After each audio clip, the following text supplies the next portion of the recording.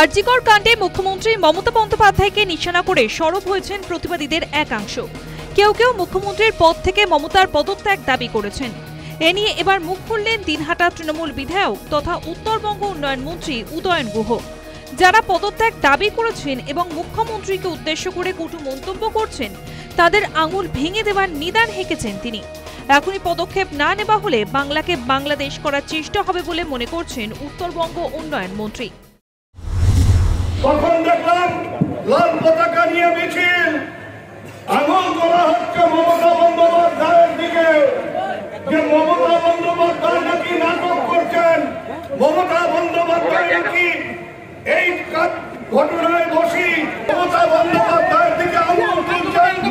নোংরা ভাষায় সোশ্যাল মিডিয়ায় মমতা বন্দ্যোপাধ্যায়কে গালাগালি করছেন। যারা আঙুল তুলে মমতা বন্দ্যোপাধ্যায়ের পদত্যাগ চাইছে, সেই আঙুলগুলোকে চিহ্নিত করে সেই আঙুলগুলোকেও ভেঙে দেওয়ার বন্দোবস্ত করতে হবে। উদয়ন বচন ঘিরে তৈরি হয়েছে বিতর্ক। কড়া প্রতিক্রিয়া জানিয়েছেন বিরোধীরা। মন্তব্যের জন্য উত্তরবঙ্গ উন্নয়ন মন্ত্রীর গ্রেফতারির দাবি করা হয়েছে। ওটাকে আগে গ্রেফতার করে ওকে জেলে ভরে দেওয়া হয়েছে। ওটা একটা কোথেকে গেছে, রাজনীতিতে কার বাবার কোন ছেলে ভেবে অবাক লাগে আমার। আঙ্গুল আর ভাঙতে হবে না, তোমাদের মাথা ভাঙবে এবার জনগণ। আঙ্গুল আর ভাঙার গল্প থাকবে না।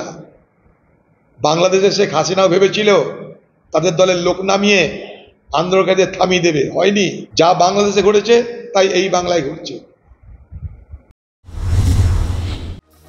আরজিকর কাণ্ডের প্রতিবাদে দেশ জুড়ে পড়ে গিয়েছে শোরগোল। প্রতিবাদে সামিল হয়েছেন সমাজের প্রত্যেক ক্ষেত্রের মানুষজন। তারই মধ্যে মন্ত্রীর আঙুল ভাঙার নিদান। উত্তেজনা বাড়তে পারে বলে আশঙ্কা ওয়াকিবহাল মহলের। News time.